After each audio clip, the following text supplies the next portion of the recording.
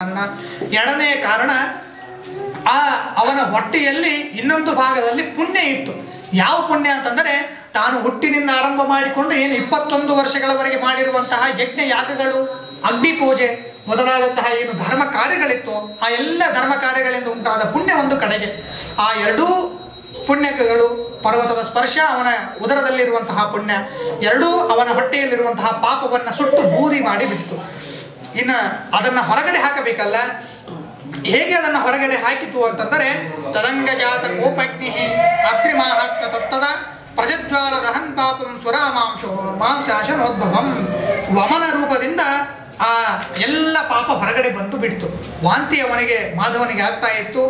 ಎಷ್ಟು ವಿಚಿತ್ರವಾಗಿ ವಾಂತಿ ಆಯಿತು ಅಂತಂದರೆ, ಆ ವಾಂತಿಯ ವಾಸನೆ, ದುರ್ವಾಸನೆ ಆ ಎಲ್ಲ ದೇವತೆಗಳ ಮೂಗಿಗೆ ಮುಟ್ಟಲಿಕ್ಕೆ ಪ್ರಾರಂಭವಾಗಿ ಎಲ್ಲರೂ ಗಾಬರಿಯಾಗಿ ಎದ್ದು ನಿಂತು ಬಿಟ್ಟರು. ಏನಿದು ದುರ್ವಾಸನೆ, ಈ ದೇವಲೋಕಕ್ಕೆ ಹೇಗೆ ಬಂತು ಅಂತ. ಬ್ರಹ್ಮದೇವರು ಎದ್ದು ಕೆಳಗಡೆ ಬರಲಿಕ್ಕೆ ಪ್ರಾರಂಭ ಮಾಡ್ತಾರೆ. ಗೊತ್ತಾಯ್ತು, ಏನೋ ವಿಶೇಷ ಅದ್ಭುತ ಕಾರ್ಯ ನಡೆಯುವುದಿದೆ ಅಂತ. ಎಲ್ಲರೂ ಆ ಬ್ರಹ್ಮದೇವರನ್ನು ಅನುಸರಿಸಿಕೊಂಡು ಕೆಳಗಡೆ ಬರ್ತಾರೆ. ಆಕಾಶ ಮಾರ್ಗದಲ್ಲಿ ನಿಂತು ಎಲ್ಲರೂ ನೋಡ್ತಾ ಇರ್ತಾರೆ. ಮಾಧವ ವಾಂತಿಯನ್ನು ಮಾಡಿ ಆ ದುರ್ಗಂಧದಿಂದ ಮೂರ್ಛಿತನಾಗಿ ಬಿದ್ದಿದ್ದ. ಸ್ವಲ್ಪ ಸಮಯದ ನಂತರ ಎದ್ದು ನಿಲ್ತಾನೆ. ಬ್ರಹ್ಮದೇವರು ಕೆಳಗಡೆ ಬಂದು ಅವನ ತಲೆಯ ಮೇಲೆ ಕೈಯಿಟ್ಟು ಆಶೀರ್ವಾದವನ್ನು ಮಾಡ್ತಾನೆ. ಆಶೀರ್ವಾದ ಮಾಡಿ ಬ್ರಹ್ಮದೇವರು ಹೇಳ್ತಾರೆ, ಭೋ ಭೋ ಮಾಧವ ವಿಪ್ರೇಂದ್ರ ಗದ ಪಾಪೋಸಿ ಕೇವಲಂ. ನೀನು ಅನೇಕ ಪಾಪಗಳನ್ನು ಮಾಡಿದ್ದಿ, ಆದರೆ ಈ ಪರ್ವತದ ಸ್ಪರ್ಶ ಮಾತ್ರದಿಂದ ನಿನ್ನ ಎಲ್ಲ ಪಾಪಗಳು ಪರಿಹಾರ ಆಗುವಂಥದ್ದಾಗಿದೆ. ನೀನು ಬೇಗನೆ ಸ್ವಾಮಿ ಪುಷ್ಕರಣಿಯಲ್ಲಿ ಸ್ನಾನ ಮಾಡಿ ನಿನ್ನ ದೇಹತ್ಯಾಗವನ್ನು ಮಾಡು. ವರಾಹ ವದನಂ ನತ್ವ ತ್ಯಜ ದೇಹಂ ಮಹೀಶ್ವರ. ಸ್ವಾಮಿ ಪುಷ್ಕರಣಿಯಲ್ಲಿ ಸ್ನಾನ ಮಾಡು, ವರಾಹನ ದರ್ಶನವನ್ನು ದರ್ಶನ ಮಾಡಿಕೊಂಡು ನಿನ್ನ ದೇಹತ್ಯಾಗವನ್ನು ಮಾಡು ಅಂತ ಹೇಳ್ತಾನೆ. ಈ ದೇಹತ್ಯಾಗ ಮಾಡು, ದೇಹತ್ಯಾಗ ಮಾಡಿದ ಮೇಲೆ ಆಗುವಂತಹ ವೃತ್ತಾಂತವನ್ನು ನಾನು ನಿನಗೆ ಹೇಳ್ತೇನೆ. ಏನಂತಂದರೆ, ಮುಂದೆ ನೀನು ಶ್ರೇಷ್ಠನಾದಂತಹ ಒಬ್ಬ ರಾಜನಾಗಿ ಭೂಮಿಯ ಮೇಲೆ ಹುಡುತಿ.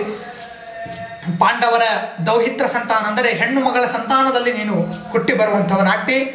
ಸುಧರ್ಮ ಎನ್ನುವಂತಹ ಹೆಸರಿನ ರಾಜ, ಆ ರಾಜನ ಮಗ ಆಕಾಶ ಎನ್ನುವಂತಹ ಹೆಸರಿನಿಂದ ನೀನು ಹುಟ್ಟುತ್ತಿ.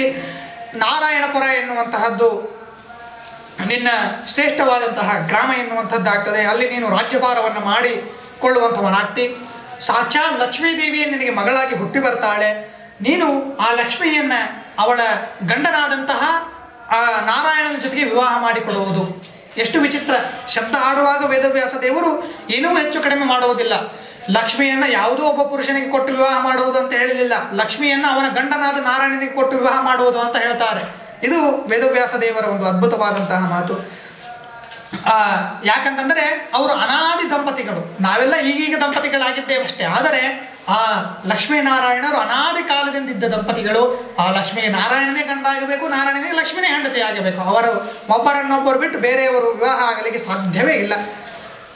ಆದ್ದರಿಂದ ಆ ನಾರಾಯಣನಿಗೆ ನಿನ್ನ ಮಗಳನ್ನು ಕೊಟ್ಟು ವಿವಾಹ ಮಾಡು, ಉತ್ತಮವಾದಂತಹ ಫಲವನ್ನು ನೀನು ಹೊಂದುವಂಥವನಾಗ್ತಿ ಅಂತ ಅಲ್ಲಿ ಬ್ರಹ್ಮದೇವರು ಮಾಧವನಿಗೆ ಹೇಳ್ತಾನೆ. ಮಾಧವನು ಅಲ್ಲಿಂದ ಮುಂದೆ ಸ್ವಾಮಿ ಪುಷ್ಕರಣಿ ತೀರಕ್ಕೆ ಹೋಗುವಂಥವನಾಗ್ತಾನೆ.